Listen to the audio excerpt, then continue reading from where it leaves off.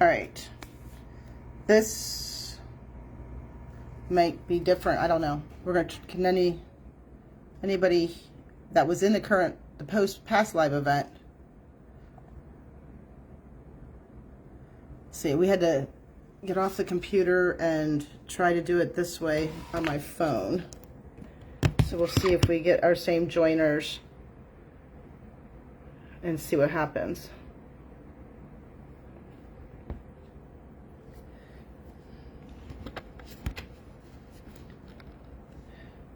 See if this might still be running though too. Like, I don't know how to get back to this. Stream preview.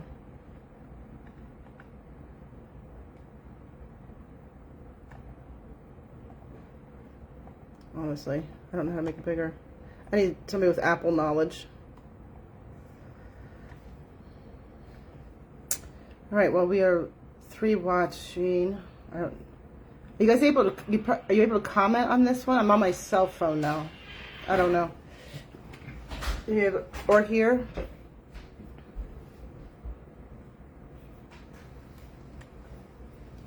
I hope I'm like not running double. See, I think it still says. And let's see. No.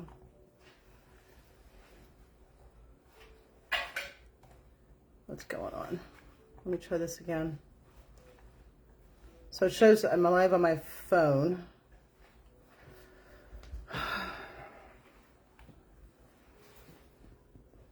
For watching. Okay, are you able to comment on this? I see that there's 4, probably my same 4.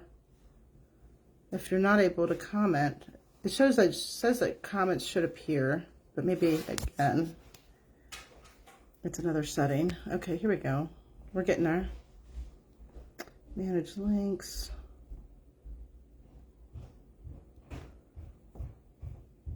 I don't want to boost video. Okay, I can see a couple people. I don't know if they can, if you can hear better or not, because if you're commenting, that is not enhance off. Wait, nope, not that. No, not that. Oh my gosh. I'm moving to YouTube next year because Facebook is like too complicated. It says enhance off. Let's, what if we put reduce background noise, slow, turn that on.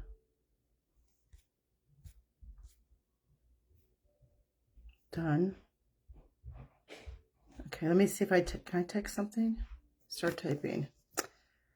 I bet people are trying to type. No, I don't need stickers. All right, well, I don't know how this works exactly, because I've seen comments in the past on my phone, live on something. Okay, well, I guess what we're going to do is we're going to wing it, because I don't see, it says comments will appear here. I'm sure there are people commenting. Enable Q&A. Here we go. I'm getting better at this as we go. Submitted questions will go here. Ta-da! All right, let's try that. All right, somebody say hello so I can see if it works. Let me plug in. Make sure we have enough battery power on this thing. Okay. Put it, well, let me do it sideways. Okay. No, rotate your device. Can't do it that way. All right, I'll just hold it. I don't know. So much trouble this time. Okay. So write a comment, hello. I'll put hello. And then hello from Hope Bridge. Okay. We'll start with that and hope this gets better as the night goes on. And I am so sorry. What I really like to do is figure out how to do like just like a what is it called? Like a Zoom where we can see everybody, we can talk to everybody, because we usually have a lot of the same people, and it says slow connection, but I see no text messaging from anybody, so I guess I haven't figured out how to access that yet. And for that, I apologize. Submitted questions will go here. Okay. Enable Q&A. Yes. Okay. Well, if you get to a point where you want to ask a question, and I apologize for some reason it's not working tonight, I can always switch back. I'll check most of you have my cell phone number. I can just text me, and I can try and switch back to the computer. Apparently there was some issues with volume today on the computer. I don't know why. I mean, I can kind of see it on my end too, that it doesn't sound like it has a blue line, and it's very low. So I'm hoping that you can hear me. If you can, somebody send me a text, just a regular text on my cell phone. It'll pop up, and I will be able to see that at least you can hear me. And then if you have questions, you can just send me a regular text, 330-327-3422. And if you need that again, I will repeat it. But you can just send me a text regularly. I'll read it off the phone because it's not coming through on the live tonight. So that's unfortunate. I can see and hear you. Chris, did you try and text me, Chris? Because looks great. But everyone can hear, and there is, okay, now we're getting someplace. I refreshed it. Type in your names. Okay. All right. None of the chats have come through yet. That's okay. We'll get to them. I'm holding my phone like in my hand, so might be a little bit bouncy. I want to keep it plugged in most of the time so we have a good connection. Okay. We'll start and see how this goes. And I need an IT guy. I don't know any that are here local, but somebody in Cincinnati could fix this light bulb for me. Oh, I did, Craig, yes. Yep, now I can see April. Craig I said I can see you, so that came through. We're having all kinds of technical difficulties tonight. Okay, so we'll get started. Comment now? Now they're starting to, yeah, now it's coming through. Okay, hi, Curtis, thank you. I see that. Chris, thank you for letting me know. Hopefully next week it'll be better. I'm not sure what happened to the mic on the Apple, on the laptop, the desktop. Okay, so let's start with, hi, Kathy. On PC, it helps to adjust the volume of PC first, then go on the web page. I went into settings, like on the Apple settings, to try to adjust the volume. Like on my keyboard, I clicked the volume up. It's all the way up. So then I went under settings, the microphone, turned that up. I gotta be honest with you. Because I'm a Google person or a Samsung. The desktop is an Apple. I'm not really that good on it. But I will have my son look at it next time he's home, for sure. I will make a note, and that way it'll work better. Hi, Lauren. Nice to see you. Thank you for joining. Hi, buddy. Thank you for joining. Thank you for hanging on the line. Thanks for putting up with my IT lack of knowledge. So let's get started with Freedom Isn't Free. And the reason I was posting that is obviously what tends to happen with dogs, especially new dogs, if you don't get them as a puppy, but even as puppies, and we bring them home, what tends to happen is we tend to love them and we give them free reign of the house. And that can always become a problem because in a pack of wolves or a pack of dogs, I'm going to try and set you up here. In a pack of dogs or wolves, it's not about who is the biggest or the meanest dog in the back. It's about who owns the most space. And that's who your leader of the pack is. It's who can control the environment, who can control the space. You are great here, both on volume and video. Oh, good. All right. Well, maybe I'll stick to the cell phone then. I was going to do it out in the kennel room today. I went out to go set up. But my husband was out there bleaching it all down and cleaning it. So I moved back in here to my laptop or my desktop really quick. And so that's what that was about. So I was intending to be out there and to be able to do a couple little demonstrations, but he was cleaning up for me today. So tonight when he got off work. So what happens is with dogs is when you bring them home, and we tend to love them and spend all our time with them, and we tend to give them way too much freedom. And in a pack of wolves that, in the wild, again, it's not the biggest dog or the meanest dog. You can have a really, really nasty Chihuahua that's pushing around, Rotties, Shepherds, Pitties, all those things. But the reason he's in charge, that little tiny Chihuahua, is because he's the one who is taking over and controlling the space. He's controlling the area. So if you think about your dog and he has too much freedom, the more freedom he has, the more area he's going to try to control. So the more area that he controls, the more you lose control. And so a dog sees that as a type of, one, insecurity of leadership in the house. So, and then when you try to ask the dog to do certain things, he doesn't really see you as the leader. He sees that he owns or can control the space, control the house, control the room. And so that's why we do a lot of training on like leadership training. And there are several ways to like work on this skill where, and they're very simple, things that you can do with your dog to establish that one, they are not in charge. And that's by taking away freedom, by taking away their freedom, because freedom has to be earned. You don't get to run the house until, you've earned that right to be free and do whatever you want in our house. Because we don't want unruly dogs like barking in the windows, being up on the couch. Let's say maybe you don't want your dog up on the couch all the time or running all over the couch. Maybe they're up on the couch chewing up pillows. Some of our very high energy dogs, I've heard people, they're letting their dogs destroy their house essentially. And the problem is that dog has learned that he can control the room, the space, and he kind of owns it. And so he feels like he's at liberty to take over and do those things. It's kind of essentially his house. You're just paying the rent. So now he lives there. And hi, Sarah. And, you just kind of live in his space and he's kind of running the show. I think she hit a button. A button on, like what kind of button does she think? Did I hit a button? Can everybody still hear? No, comments. Oh, gotcha. Yeah, I'm getting some of the comments now. They run slower because I changed to interact, and it said it would run a little bit slow. So the last one I see on my screen is from Sarah.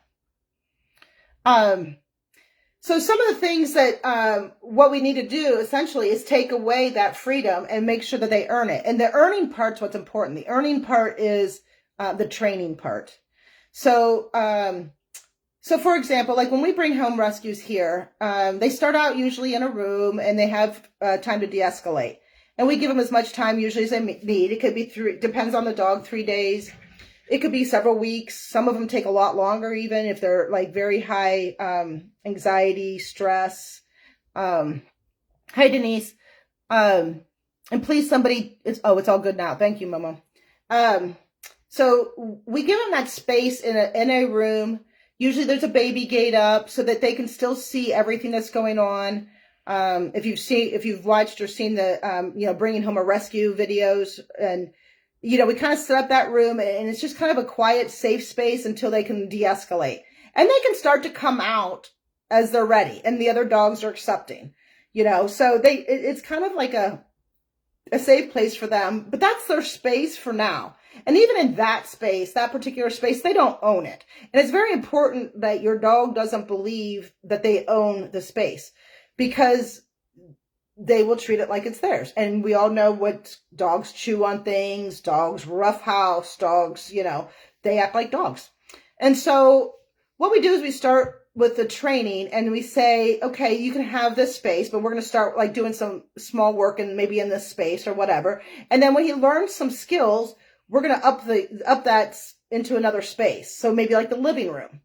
But if he is like unruly in that living room, and you've told him, several times, like he can't be on the couch or he's chewing up things, Then we go, and as everybody knows, I'm a huge fan of the house leash. He goes on the house leash and he learns to sit, be calm, stay next to me, lay down. Like, this is the behavior we want to see in the living room. You know, I don't mind if he's on the couch with me, but you're not going to tear everything up. You know, you're not going to tear up my pillows. You're not going to hike your leg on the couch. You're not going to tear up the furniture, chew on it.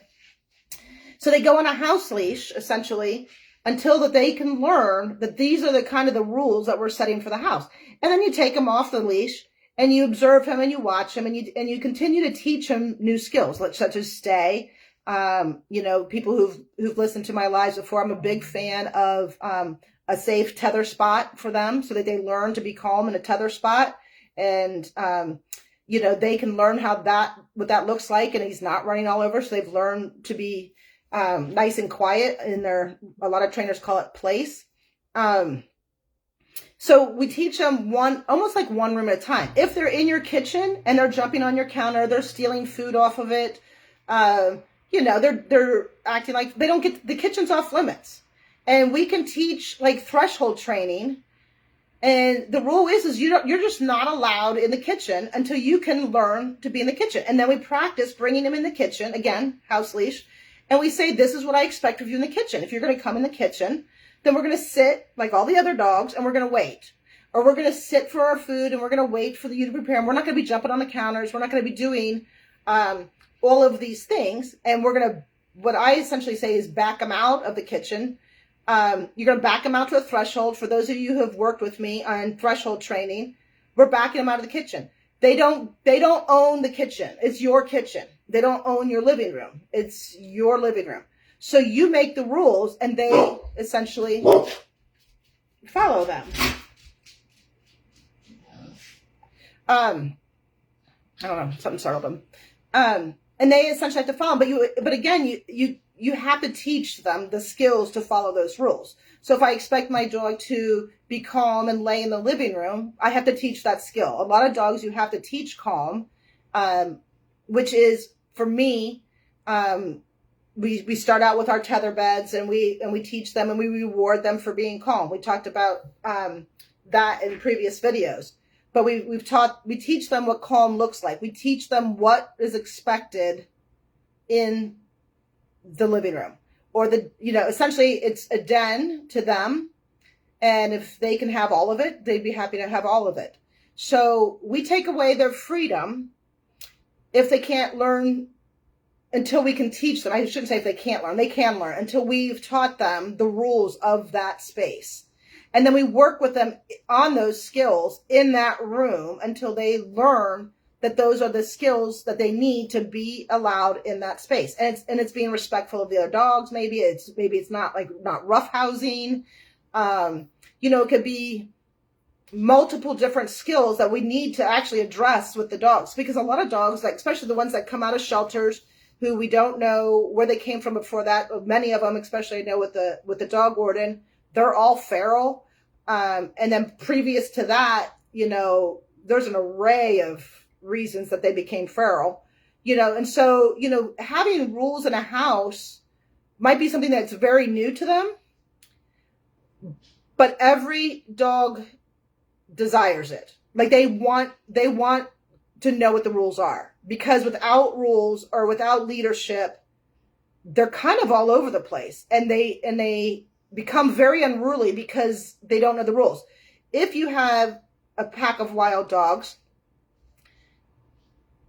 if a new dog was allowed to come into a new den, let's say like there's a stray wolf out there and there's this pack, and this new pack has kind of decided, the leader of this pack has kind of decided to let this lone wolf come in and be a part of the pack. The first thing that the lead wolf is going to do is set down the ground rules, the boundaries, and establish this is how we behave in this den. He's going to tell him where he's allowed to sleep. He's going to tell him what he's allowed to do, whether it's, and all rough house is not done in the den. Most of it is done outside. He will tell him when he's allowed to eat. He will tell him exactly. And that dog, in that instance, the lone wolf is welcome in if he can follow the rules. And that lead dog will always correct, but also demonstrate proper behavior, as mine are now tearing up a toy as I speak. They have a new giraffe, a big giraffe toy that they're thrilled to have. Yeah, I came in for my training session today. I was with one of the pups from the Stark County Dog Warden with Maggie. I came in today and they had found this new giraffe toy. I had fluff everywhere. So nothing's perfect. Let me just say this too. They're not perfect. They're like kids. 99% of the time we're pretty good, but there is a percentage of the time that we are just, and that's okay. One dog that I have here is just learning how to play. So I'm just thrilled that they're playing together. But if I said enough, they would immediately stop. And that's the other thing that they need to understand is that when you give a command, they need to understand what those commands mean. So if I would take the toy away from them or whatever, because I'm the leader, they would accept that. I would say lay down or whatever, they would do that. We're not going to argue or fight with our dogs about that, but we do need to teach those skills. We can't just assume it. We don't yell at them. We don't, we teach skills so that they understand what you're saying. And 90% of the time, it's successful. And again, they are dogs, they're animals, and, they make mistakes, and you will have your moments, such as today when I came in. But, I had this stuffed toy, and it's been here for a long time, and all of a sudden it became so interesting. I don't know why. But, and so I had a lot of fluff to pick up. But overall, there has to be rules and guidelines. And if you don't give them those rules and guidelines, your dog's not happier because we didn't set any boundaries or we didn't set any rules. They are much happier with rules, with boundaries, with training and understanding of what those rules and boundaries are. Will they make a mistake? Yes. Like our one here that we have a gray, he has chewed several things. We've had a couch destroyed before by a dog. We've had a desk. We've had, things destroyed by dogs because some of that's learning. And if we are not closely watching and we've, given them too much freedom before they were ready, that's what happens. So our goal is to be able to observe as we start to give them more freedom, So, and a lot of that can look like, like I said, things being out on the couch, being, running to the door, being in the kitchen, especially when you're cooking, if they're under your feet or, even in the bathroom. The things that you want to really work on is like threshold training, a stay, a calm place, enough, the word enough. When we tell them, we've talked a lot about like window training with the word enough, correct, redirect, and then reward. The same thing. If he's chewing up a shoe, and obviously we don't want him chewing up shoes, we correct that behavior. We go over there and we take the shoe. We say, nope, that's not allowed. We redirect him to the toy basket or another toy that he is allowed to have. And then the reward, of course, is giving him the toy that he is allowed to have. So, and same with like on the couch. Let's say you don't want your dog up on the couch. The correction would be obviously making him get down. The redirection would be like putting him down on the floor next to you. And then when he did that and he was calm, then you would actually reward that behavior because he will repeat the behavior that's being rewarded. So if you want him to constantly lay at your feet or lay down on the floor someplace, that behavior has to be rewarded. Because he'll repeat that versus jumping up on the couch. There's no reward in there. There's a correction with the jumping on the couch. I have to get down. So the reward comes from laying calmly on the floor. I'm going to repeat that behavior. So you can make that almost with anything that you want. Same with if they're jumping on the counter and we've got, counter surfers and we're working really hard on threshold training. We're working on stay. We're working on boundaries. And when you see him sitting over at the threshold, doing what he's supposed to be doing, that's the behavior we reward. That's what we want to see. We always have to be very cognitive about rewarding the behavior we want to see. Not just one second, I hear it. Ranger. Hey, Andy, can you come here a sec? Sorry, 1 second. Can you handle that? I don't know what's going on right there. I don't know who did it. What is it? Is it? Cute. I think because they were playing. I don't know. I'm not sure if it was Tux or Ranger. I think it's Ranger's food, but it's 2 different colors. Oh, maybe from. Okay. Our one dog that was just diagnosed with bladder stones and hyperthyroid, and he's just on a new food that we're slowly trying to transition him over to, but it is not agreeing with his stomach, and he just threw it all up. Okay. Sorry, I got sidetracked for a hot second. He doesn't. Come here, buddy. Yeah. So we can't expect them to do and behave without doing the training that goes along with it. So threshold training. Again, your basic obedience commands stay. And stay takes a little bit longer. Again, when we talk about obedience, we talk about using your body language, your hand signals. They learn a lot from your body language. When people say, I can't, somebody peed on the carpet, one of the dogs maybe, or maybe your dog peed on the floor or whatever, and they say to me, they say, well, they know they did it because when I walked in the room, they were cowered down and they knew. Well, here's the thing about that. Is dogs are so good at reading body language. So good at it. And you don't have to even say a word because when you walked in that room, you immediately tensed up and you went oh my gosh, and he immediately sensed that. And that's why he cowered.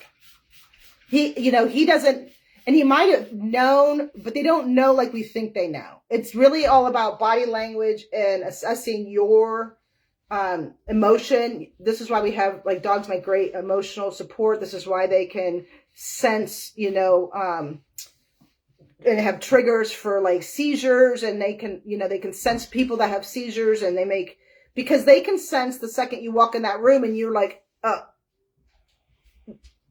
so-and-so peed. Yes, they did. But it wasn't the fact that they know, but they've experienced this before, and your body language and your immediate emotion is what triggered their cowering. They they're upset. And they can sense every little thing that you do. So, it's not just about the correction. We have to really, really reinforce and positively reinforce the behavior that we want to see. And this is especially true for rescues, because rescues sometimes have no training. Some of them have been abused or neglected. And so they have a very mixed sense of what true emotion is. And we don't want to confuse that with over loving them, over coddling them and assuming that, they need all this, because that even becomes more confusing, because leadership is about love, but it's also about very much structure, routine, things that the dogs really need, that like a pack of wolves, again, going back to the stray, lone wolf coming in, he would get, that love and attention and be able to cuddle up with another dog. But the leader is also very structured from the very beginning. So when we have rescues, we bring them in, we let them de-escalate. They need time to de-escalate. But typically I go after they are up and starting to question what's going on. And, the first couple of days they might tiptoe and they might look around a little bit. They might go back to their spot and lay. That's all fine. But the time that they come out and they're starting to really kind of perk up and they're starting to see what those boundaries and rules are. They're trying, they might jump on the counter. I got a picture the other day. The dog was literally standing on the table. They might, jump, surf the counter. That's when the house leash goes on. That way you can make your simple correction. You can pop your leash, say, nope, that's not acceptable in this house. Redirect them to what you want them to do. Reward that behavior. And usually in the beginning, it doesn't take a huge correction. The reason we use the pop correction is because it simulates a nip, which a dog is very familiar with in a pack. That's how dogs correct each other. If a dog was doing something wrong in a den, in a pack of wolves, one of the dogs is going to go up. And I know everybody here has seen another dog nip another dog in the neck, the ear, any place in this area that, and that's a correction. They're making a correction to that dog. They're saying that's not allowed. You're not allowed to do that. Don't do that to me. Don't do that, whatever. If one's going after a toy and the other one comes close, he's going to growl at him. He's going to give him a warning. So that's your going, you're not allowed to do that. That's your warning. And if he doesn't, the dog's going to nip him. Right? So we leave the house leash on him and we just give him a quick little pop. We say, that's not acceptable. And he's going to look at you and you're going to redirect him and you're going to give him what he is allowed to have. Or if he's in the kitchen, you're going to redirect him out of the kitchen. And now he's not allowed back in that kitchen. So now we're going to work on threshold training. Because he has to earn the right to be in the kitchen. In order to be in the kitchen, you have to come in and sit. I don't mind if you want to come in and sit like next to the dishwasher while I'm making dinner or lay by the door. However, I don't mind you being in here, but we're not going to be all up under my feet. We're not going to be on the counter. We're not going to be taking food. You can come in and lay down nice and quiet. I'm fine with that. That's okay. That's my rule of my house. You can have your own rules. Your rules, your house. But that's the key to it. It's not his rules, your house. It's your rules, your house. So I might be fine with my dog laying in front of the dishwasher while I'm cooking dinner. Somebody else may not be, and that's totally fine. I may let my dogs on my sofa, and somebody else may not, and that's totally fine. Your rules, your house, and your dog can learn to do everything that you want them to do. And it starts essentially with taking away that freedom. People who come home and they say, he's just running all over the house. I'm new here. What is a pop? Oh, okay. So a pop, Francine, I'll come right back to that. Cause I'll forget my other thought. But if they're running all over the house and you have dogs that are just like constantly going crazy, in order to break the craziness, we need to break the freedom. We need to take the freedom away. It's earned to have freedom over the house. If they are calm and they're walking through your house and you're up and you're doing things and they're nice and calm, or they're just laying down while you're cleaning or whatever, that's fine. That's freedom. But if they're up running around, we just lost freedom because we're not doing that all day. We're not doing it. A pop is, so I use just a regular chain choker or a martingale, which is the flat collar that also tightens and releases. The important thing is that it tightens and releases. And so it's just a quick flick of the wrist, really. It's just like a pop on, you just kind of a quick wrist flick. So it tightens and releases, just like a nip. So it's either a chain choker or some dogs are fine with martingales.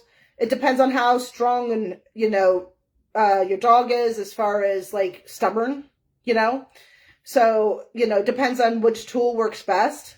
But it's just a quick little flip of the house leash and a pop on the neck with the choker just to give them that. And the thing is that they can relate to that. Like, it doesn't have to be hard. We're not yanking them across the room. We're not even setting them back on their tail. It's just a quick little pop that says like a nip, like that's not okay. And immediately it triggers in their brain for a dog that makes sense to them. And it doesn't take like a pull and a release, like a very quick pull and release. Just like Timber, can you come here? She's like, no, I'm asleep. Come here, baby. Come here. She's like, you're going to use me for demonstration again. Come here. That a girl. Come here. Let me see. I'll see if come here. Come on. Come on up. That a girl. Come on up. Okay. So I have one of my pitties. I don't know if you can see her. But so like on this one, this is the choker that we use. And so if I was going to pop her and I have the house leash on, it's just a quick, come here, baby. Come here a little closer. It's just like a really quick pull and release. That's it. Like that. You're just going to pull and release. That's enough.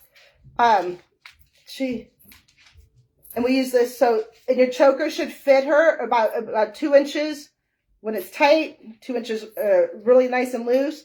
and you have your house leash on her, and it's just a quick pop, just like that. That's a correction. And it immediately releases.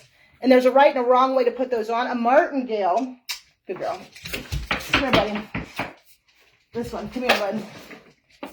Come here. You gonna let me kick you, look? Come here. Oh, this one is a martingale. So it's a flat collar, but see, it kind of like, you can pull and release it. Let me take this off of him. This is my newest one. This is the one that just got sick. This is one that was just diagnosed with hyperthyroidism. Let me unlock this. So like on his collar, no, you can't have it. He's like, put it back on me. So it's like a regular flat collar normally.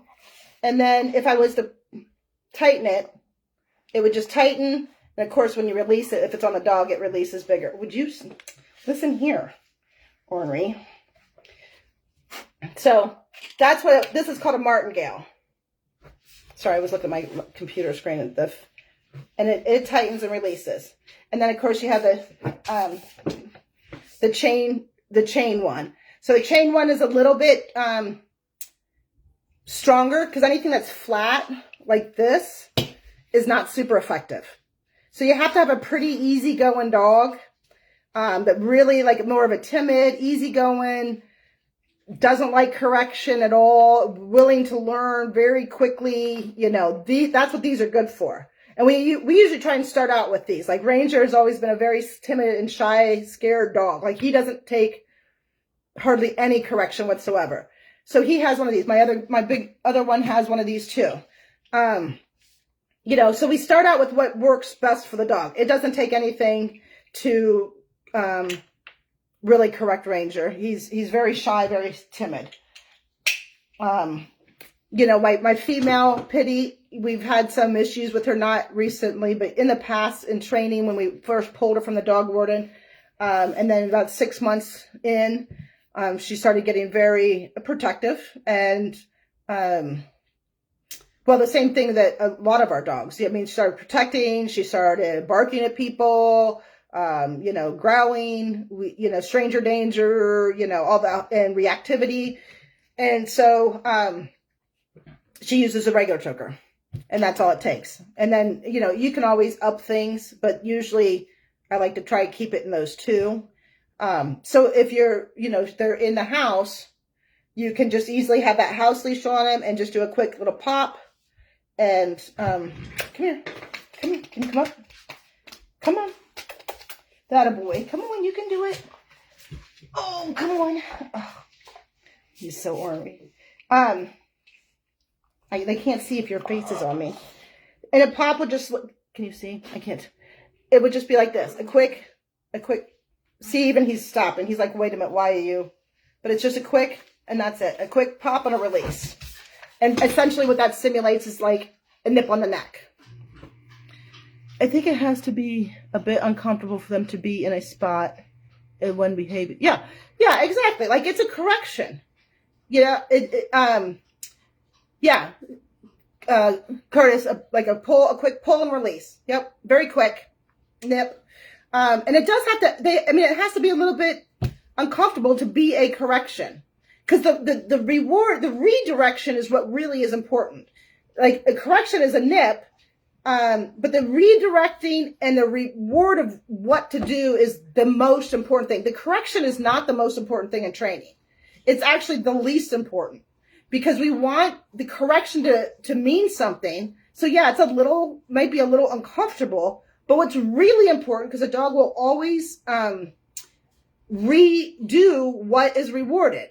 And everything's always done by association with dogs. So they always associate something and they repeat rewarded behavior, whether it's good or bad. And Curtis, you and I were talking about this, I think today or yesterday, but with the dog with the Akita that had attacked the little Cavapoo, but that was a huge reward for that Akita. You know, that catching that Cavapoo, huge reward. So then he went after shepherds down in the neighborhood. Another huge, so that behavior has been rewarded. What, you know, we as adults, you know, they're correcting the Akita, but to the Akita, he's like, whoa, like, you know, hunted down this little dog and that was fun. I'm going to go get the shepherds next door. You know, so we have to be very careful that we are aware of reward and even negative reward, because correction doesn't really change the behavior. It's the reward that changes behavior.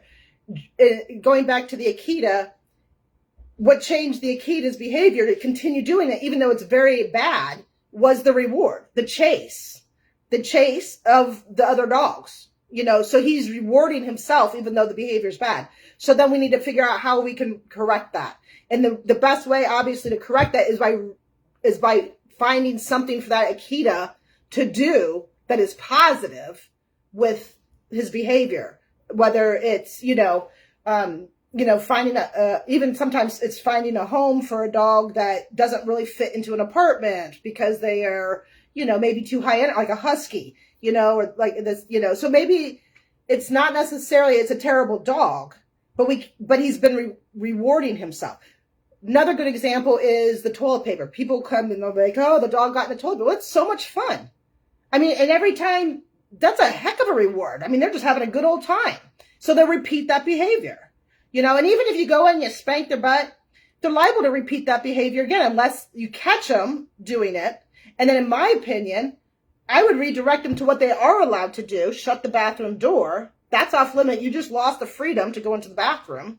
Shut the bathroom door and give them what they are allowed to chew on. And that's a reward, because they will repeat the rewarded behavior. It's not just about the correction. And that's what's so important.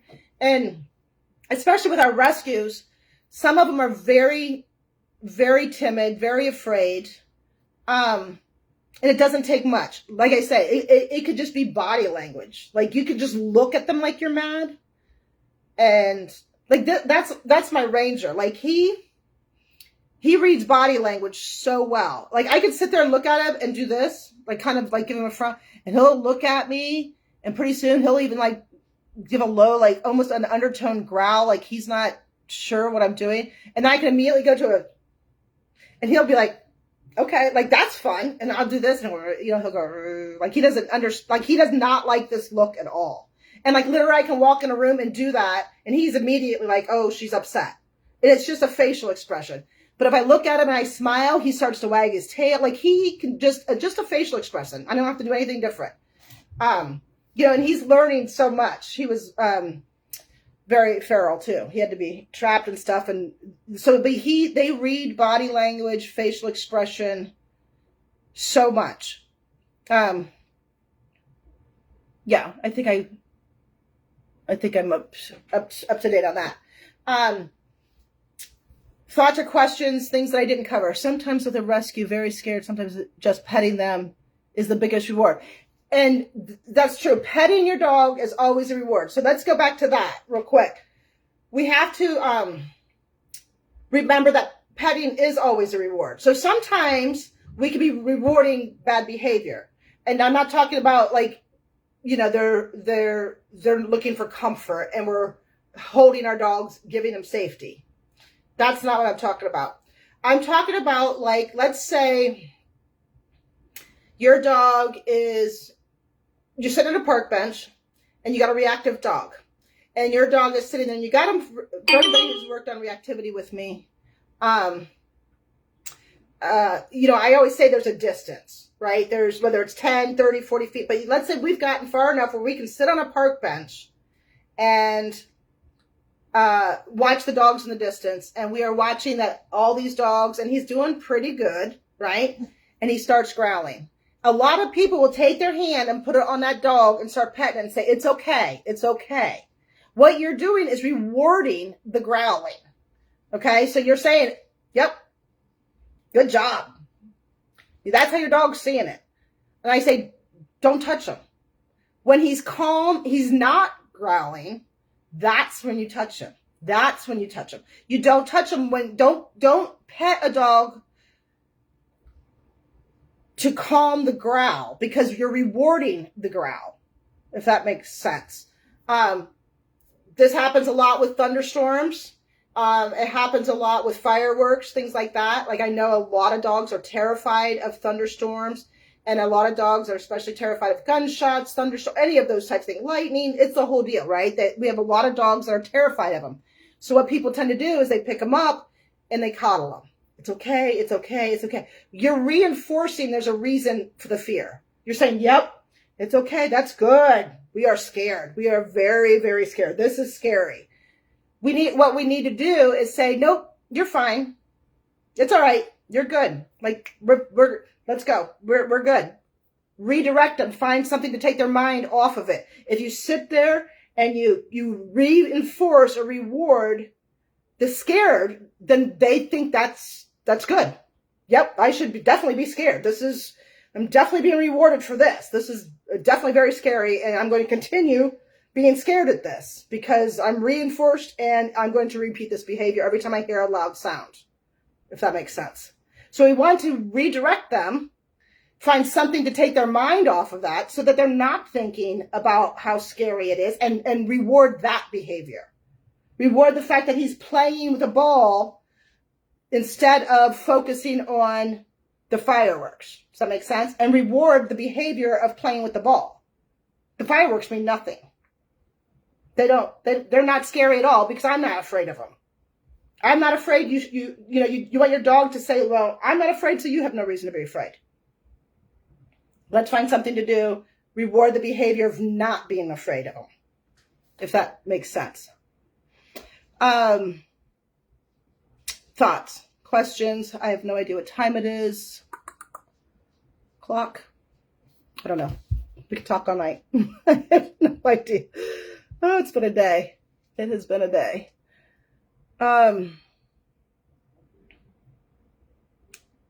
Yep.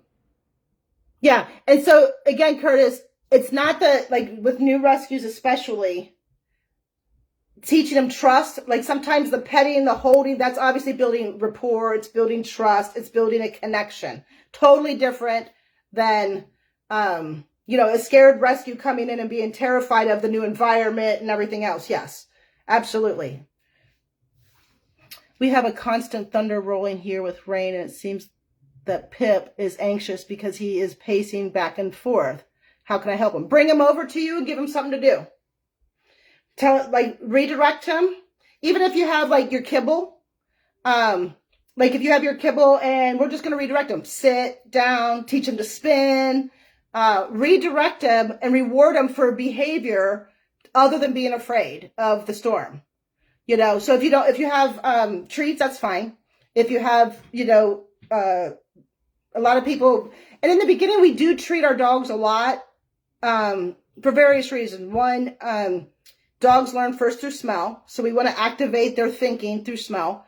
Then they learn through their eyes, so we want to use a lot of body language, and then they learn through hearing. So then we want to eventually add a word to that so they can connect, again, associate that. So we're starting to hear thunder here as well. So, find something to redirect them. You can turn on soft music on the TV and sit with them on the floor and play with a toy, and then just keep rewarding that. Something to redirect him from thinking or hearing to things. Don't let him just pace. That's just going to make him more stressed out. Don't coddle him. Don't reward the behavior of pacing. And just find something to show him that that's not scary. And if it's not terrible outside, if it's just raining lightly, which it's not right now, I take my dogs for a walk. 4th of July, all of our dogs go outside with us. And some of them are a little afraid, and I'll let them come back in. You can only put a dog through so much stress or pressure, but they've all learned to go out and watch the fireworks with us because over the years and over time, they realize it's not as scary as it was, that they thought it was. So I'll take them outside and I'll play with them in the yard, and, we'll get, all the dogs out there roughhousing and throwing balls and stuff. They don't even pay attention to the reward is in playing with the balls. It has nothing to do with fireworks. A lot of times people over coddle. Okay, let me go back here. Poor guy. Momo, are we talking? Hold on a second. Let me see here. I'm trying to make sure I get everybody's texts that are coming in through my cell phone as well as on there because I have them both coming in.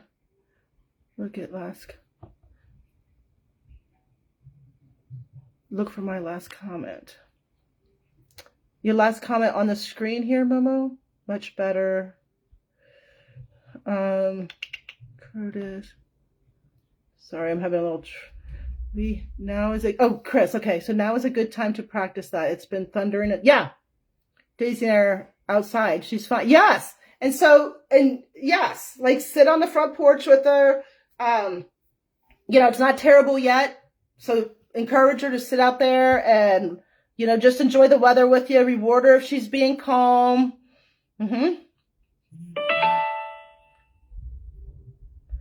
Yes, so some people do use calming treats. And that's okay. Like I have calming treats here that are homeopathic calming treats. You can get them at the pet store. People use different calming treats, and that's totally fine. Some dogs, they're so anxious. It's okay to calm them. And then still, if they're able to like engage with you and not be like under a bed, that would be even better,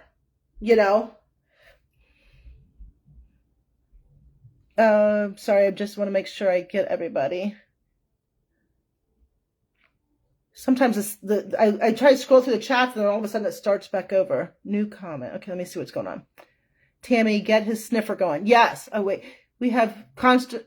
Yeah. So again, and that's a great comment, April. Like then we say get him a treat or whatever.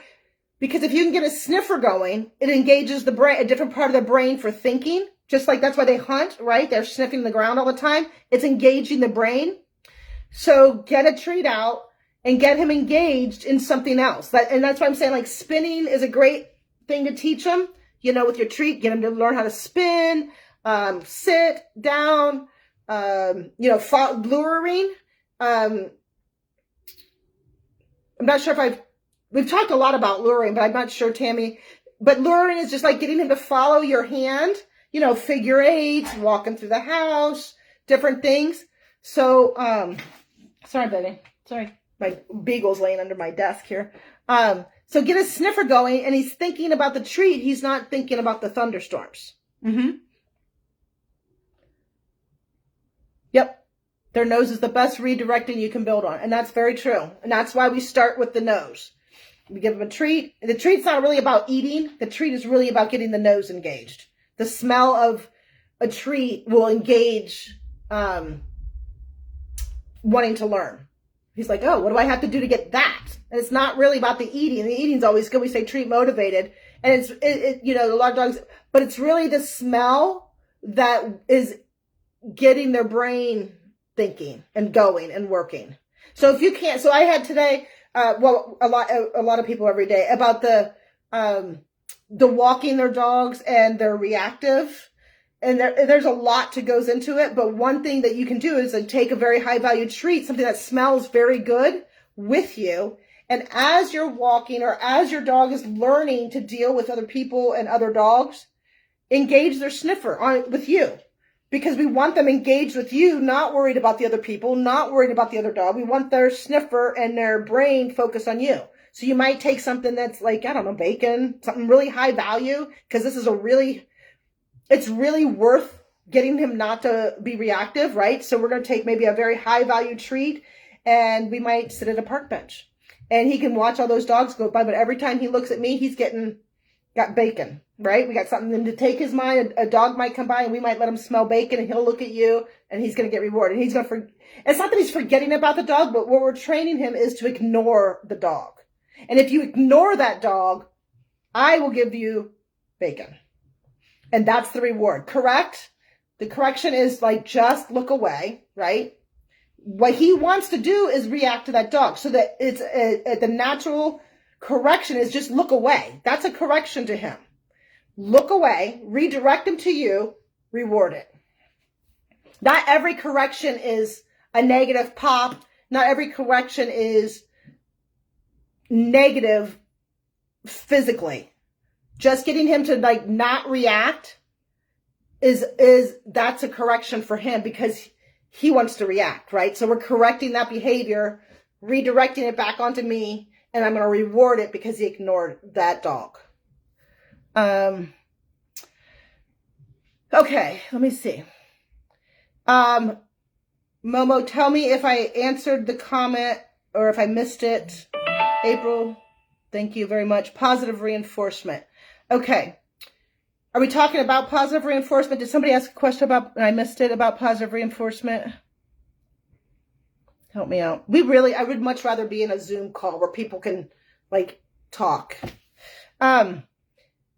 So positive reinforcement, and I was looking to see,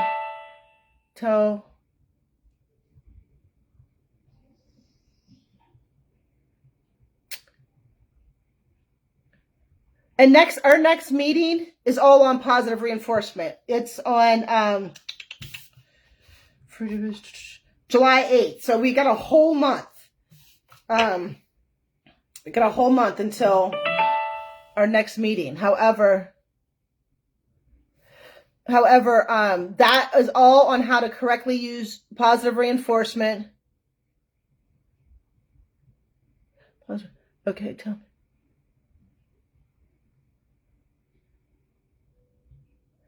Okay, I'm having a hard time. I'm having a hard time with that. I can't tell what I'm saying or you're saying because it's all in one strand. But our next one, July 8th. So it's almost a whole month. It's a long time. But it's all on positive reinforcement. It's all on doing it properly. It's also also understanding, like we talked about today, like a dog will positively reinforce themselves all the time. This is why getting in the trash. Let's talk about that for a second. If you have a dog that constantly gets in the trash, because he's constantly rewarding himself. It's not even about, like, he associates the trash with really great food, and he gets in the trash, and then that's totally a reward for him. He's like, yeah, this is fantastic. I'm going to do it again. So, and somebody might say, well, I corrected him for that. It doesn't matter how many times you spank that dog. He's probably not going to quit. And here's why. Because the drive to be positively reinforced is so great that he's just going to continue to do it again. They're going to repeat the behavior that is positively reinforced. So unless you put that trash can away, or we actually sit down and do some serious training with the trash can and the dog, and we teach to redirect, and we actually teach him a skill of not getting in that trash can. Every time you leave that house, you leave that trash can sitting out, you can almost bet he's going to get in that trash because he knows. And they'll say, well, he knows I left, and he knows he wasn't supposed to do it, but he did it anyways. Well, yeah. I mean, kids are the same way. He knows you left, so that's the threat of being disciplined at that time. But the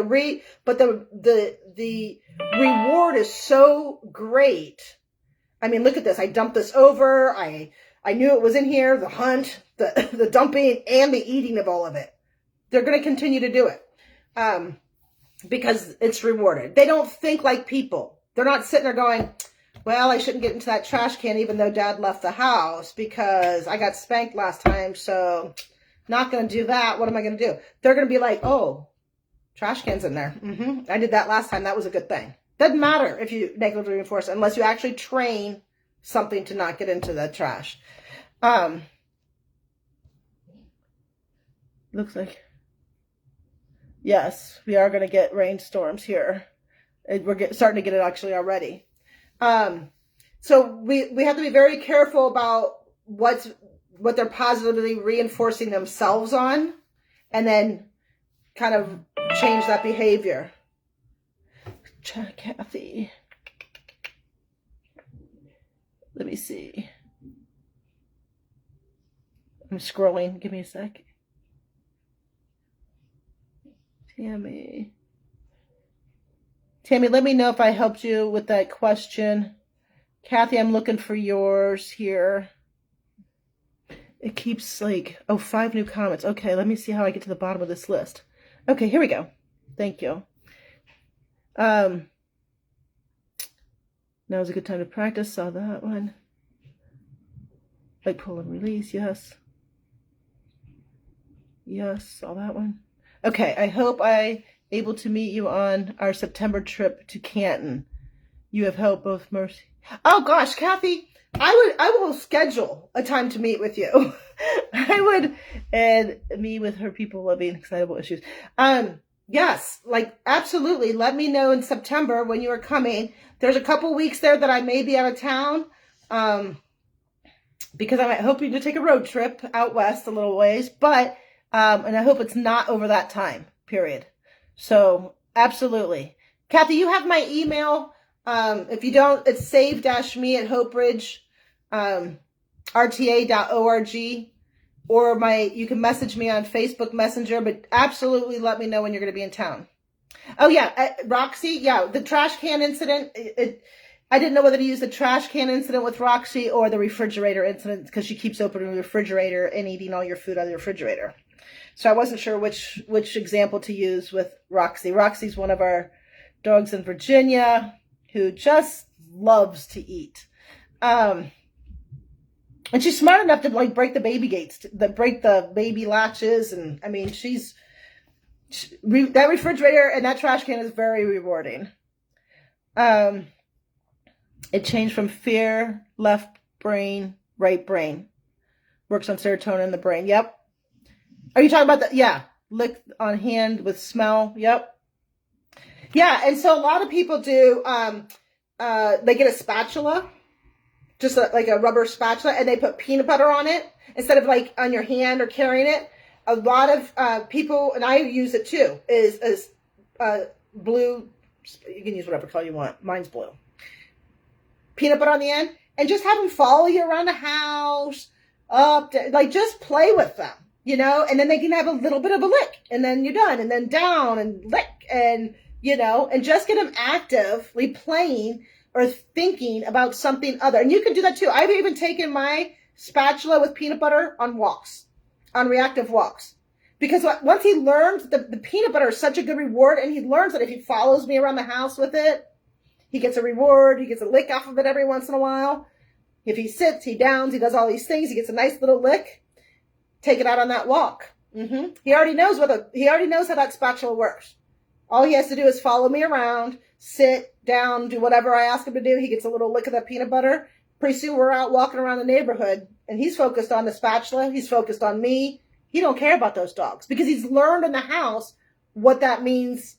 And it's already been positively reinforced so many times, and he loves it. Like we do this with Ranger, because he's so afraid of, and it's not that he's not aggressive reactivity. We just, when we first got him, he was so, like we couldn't even get him out of the house. Like, and you couldn't get him out of a vehicle. Like he was so afraid to go out into the world. So we started teaching him a skill in the house, and then we took that skill outside.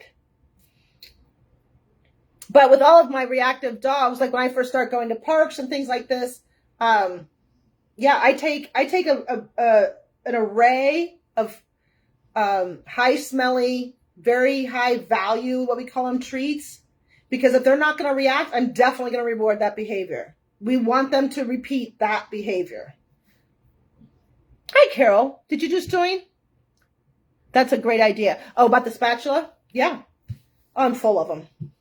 Actually, I forget about most of them, but yeah, I don't know what just triggered that whole thought about the spatula. But yeah, we want to engage, and peanut butter is very smelly, right? So we want to engage that nose and get them focused on that peanut butter.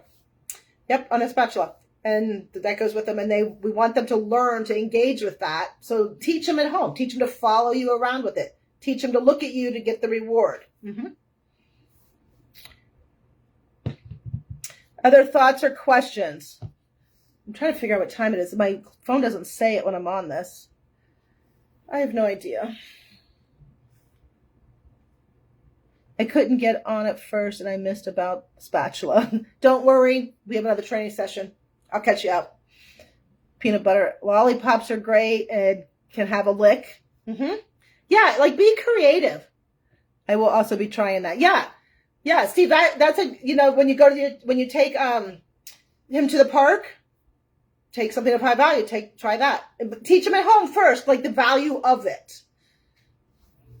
9:20, thank you, Chris. Thank you, somebody, for telling me what time it is. 9:19, thank you, Curtis. If there are other questions, I'm happy to stay on. if anybody have any questions about anything else. It doesn't have to necessarily be about freedom. Yes, definitely. Have a good night. Thank you. Kathy, make sure you stay in touch with me.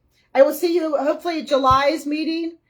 And there's 2 in July and then in August. However, I do want to meet you when you come into town.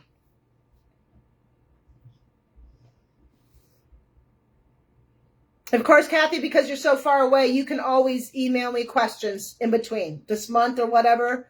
If you have questions, by all means, don't hesitate to send me an email or call. Other thoughts or questions that anybody might have, and don't hesitate to add to it. Like if you have something that's worked for you, by all means, anything that has worked for you in the past that I don't by any means think that I can think of everything all the time. So if you have had something that has worked for you in the past and want to share, by all means do share. But if you are having trouble with your pups and they are running your household, take away their freedom. They go back on the house leash. They go back into basically a one room, not locked in a room. I'm not saying that, but you have freedom in this room. But when you come out to the rest of the house, you're going on a house leash until you can learn to sit and stay and be in place and behave. You're going back on that house leash, and we're going to work on this. We're not just going to run all over the house. Same within the kitchen. Kitchen's always a big one. Yes, definitely. Kathy, have a good night too. Yogurt pops. Yeah. Popsicles. I mean, there's a lot of things that you can use for a really good reward. Yep. And when you keep in mind, when we do like our social focus classes, they're not like super intense because I particularly don't want them that way because, you're working your dog and everybody's kind of working their dog, but our goal is just for calm and these dogs to learn that, if I see that dog over there playing on that agility equipment, I don't need to react. And I want the owner to work with her dog and say, like, you don't need to react. Here's a reward. Like, let's just stand here and watch that dog play on that agility equipment. And you're being such a good boy. And I might walk by and say, that's what you want to reward. That's the behavior. So I can like reinforce when she gets out to a park, that's what you want to see happen. And we want that dog to learn that he is totally okay with that dog on that agility equipment or another dog walking by. We don't need to react. So if you ever join like the social focus classes or whatever, and we are always looking, Chris, hint, hint, for dogs that we've always worked with that just want to come and be the calm dog in the group. So we don't have like 5 reactive dogs and no calm dogs. We have several that have come and just want to hang out, and just be the calm energy in the group. I always take a couple of my dogs out as well. But Chris, you're welcome to show up and anytime and come and just be a calm dog in the group.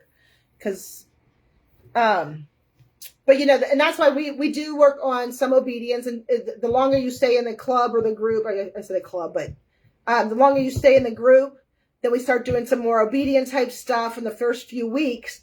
But it's really important for the dog to learn with its owner that this is not anything to worry about. And I want the owners to learn it too. Like, we don't have to be, like, a lot of times what I'll say is like, relax. Like, he's fine. He's just sitting there and you've got like this really tight, you're waiting for him to react. Relax. And they're like, oh, okay. Yeah. Okay. And so we're working with the people as well as the dog, because when you have a very calm energy, your dog can have a very calm energy. And we see that a lot on our walks. I'm like, just take a deep breath, find out where his comfort zone is, 10 feet, 30 feet, 50 feet, and let's just walk. Like, we're not going to be, because they can feel it through the leash. When you're stressed and you're worried, they know. And you've got this tight grip, and he's like, okay, yeah, there's something to be worried about here. They've got a tight grip on me, You can bring Bull sometimes. We'll talk about it, Curtis. I haven't met Bull yet, but we'll talk about it. Oh, is that the little one you had today? That can't be Bull, the one you had today. Brandy, my dog gets too anxious and won't take treats in a situation like that. Okay. Brandy, here's what you do. And a lot of dogs are like that. Like we get a lot of dogs out here that are way too nervous to even like engage. So, which usually means you're a little too close to the activity that is making them so anxious. So go to a place repetitively. It can be here. You know, if you decide you want to, but just you have what you're looking for is, and we found this in our little Wilson yesterday, or in our last social class. He finally started sniffing the ground. And that's what we're looking for. An anxious dog won't sniff. They won't engage, and they won't take treats. Well, we've worked with both. So for the first time, he like was sniffing the ground. And it took like 3 or 4 sessions at least. And they've been working with him at home, 3 or 4 sessions with me. And then all the work that they're doing at home. But he's like learning to find like, this is not the end of the world. So you just need to keep going and keep doing and just stay very calm. And when they start sniffing the ground and they start sniffing their environment and they're all of a sudden not worried anymore, then that's when you see you're making progress. So keep it familiar in the beginning. You know, like when we do our social focus groups, I say like, we'll always do them here. And it's not because we don't want to travel, but we want them to learn to be calm and relax. So take them to the same environments. You know, you could pick 1 or 2 and be far enough away that he's not so anxious. Like if you were to bring him out here, he would be super anxious probably the first time. Second time, a little less, and he might sniff a little bit. And what we're trying to do is get his brain to like, okay, this isn't a scary place anymore. And then pretty soon, the people aren't scary, and maybe some of the dogs aren't scary. And now that group, like for us and our social group, that we go to the park together. So now the park's not nearly as scary because I kind of know those people and I know those dogs, right? So now we've created this group that it becomes a safety for not only the owners, but for the dogs, if that makes sense. But you got to get him to a place where he's engaging his nose on the ground and he's sniffing the trees and he's, you know, he's not sitting there panting so much. And if he is, back him up. Then you're too close because they can only take so much. And then the anxiousness just gets worse and worse. Back him up to where you feel like he's a little bit calm. You know, we might be 100 feet. We've done this at the dog parks. We go out to Wingfoot a lot because there's that big dog park, but we might be sitting clear up on a hill, you know, sitting up on the hill at a park bench, and they might just be watching those dogs play. But if I move closer, it would become anxious. If I move farther away, she's calm and she's sniffing around. So when she starts sniffing around, okay, we can move 10 feet closer this time, and we're going to find another park bench and try it again. And pretty soon they start picking up on, this is safe. I'm okay. Like, this is okay. And then eventually you can introduce the treats. Like, they may not take treats right away. We get a lot of dogs that won't take treats right away. As a matter of fact, some of them in our social group won't take them. Some of our classes, it might take 3 or 4 sessions until the dog feels like they can take a breath and be calm, and that you can handle everything. They have nothing to worry about. They're not afraid of their environment. So those types of dogs, just take it nice and slow. Find out where their safe spot is as far as anxiousness. And when they start to do the sniffing on the ground, that means they're relaxing. Yep, sniffer is key, in my opinion. Yep, that's right. A dog who's anxious and nervous won't sniff. They won't eat a treat. They won't sniff. But when you start to see smelling going on, his brain is re-engaging with his environment. And that's what you want. Plus he knows he has a leader. Yep, that's right. And that's why you want to, we work with people too. Like when I say like, relax and be calm. Like a lot of people especially with reactive dogs, and I'm no different than you guys. You just are tense. You're just waiting for the explosion, you know, which can cause more explosions, you know, and that's why I'm there. I'm like, nope, just relax. You're good. He's good. Like I can watch the body language while the owner's nervous and the dog's nervous. I'm watching, and I can see like everything is going on, and like take a breath and relax, or just stand right there and let another dog walk by. Like, we are going to get through this where the dog feels, and then if the dog looks at you, reward. If he won't, just a nice pet. That's good.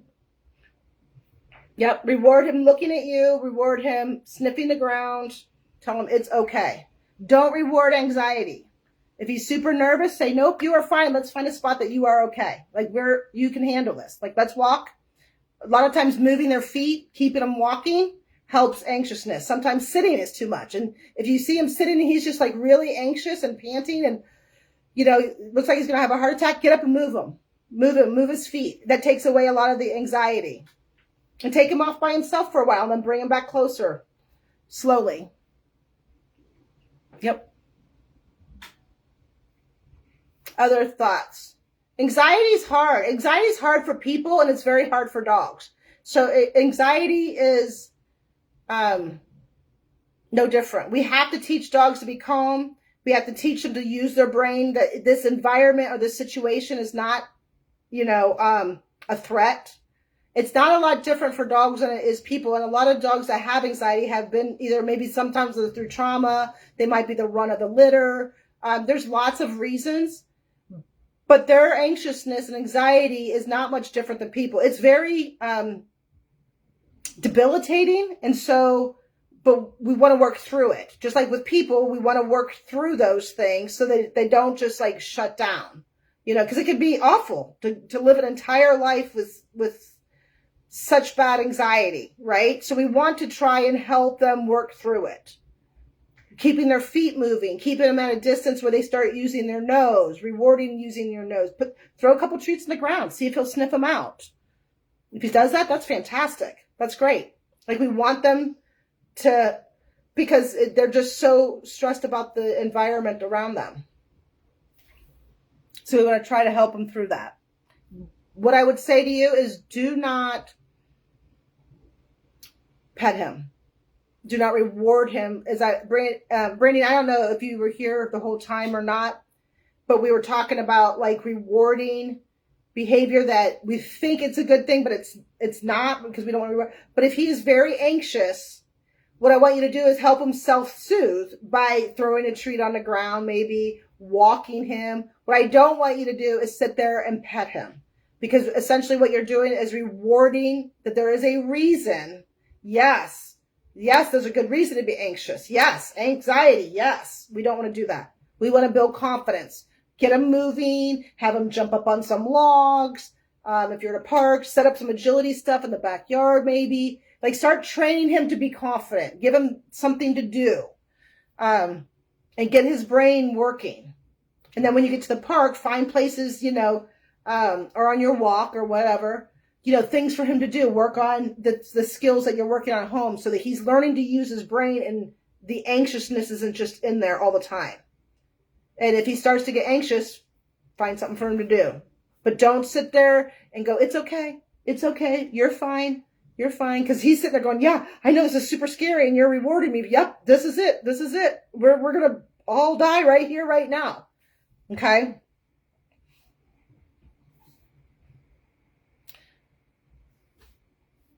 Yep. Any other thoughts, questions, comments? Happy to answer any of them. I appreciate everybody joining. I certainly appreciate everybody being patient in the beginning while we work through the fiasco of the volume and the microphone. I'm very proud of myself. I learned how to get off and back on. That was huge. So we're all doing great tonight. Our next meeting online is July 8th, which is a whole month away. So if you do have questions, please email me at save-me@hoperidgeRTA.org. We are also, you can reach out to me in Messenger on Facebook at our Facebook page. If you have questions, I would be happy. Just say, you know, I was in our last, you know, your Facebook Live, and we talked about this, and I have a question about this. Thank you very much. What else is going on? If you are, our social focus group classes have started and our park walks have started.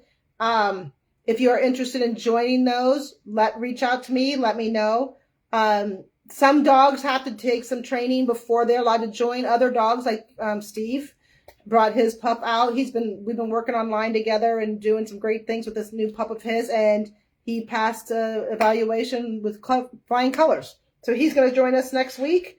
He's done some great work with that pup, but he's still a little reactive, so he's going to join our group in our social focus classes and our park walk. So that will be good. Thank you, Chris. See you soon. Don't forget your invite if you ever want to be the calm one in the room. You can bring them out. So we're doing that. And otherwise, you can get online always and schedule a talk to a trainer. If you want me to give you a call, I'm happy to give you a call. Just click on the talk to a trainer button on our website and schedule a time, and I can call you. And I think everybody should go make sure that their windows are rolled up in their cars and their sunroofs are closed, because it is pouring rain here. And I will post this on my YouTube page, Hope Bridge RTA YouTube page. And I think I have a playlist or something they're called. And it's just called Facebook Live. And it will be on there. And some of the other ones are posted. I just learned how to do that. So there's only like 3 of the 5 or 6 that I've done on there. But you can go back and watch this on the YouTube page. I'm not reposting it on Facebook. But it will be on the YouTube page. And then I'm going to hang up again because my boy is throwing up that new food again. So I'm going to go take care of him. And without that, everybody have a good evening and stay in touch.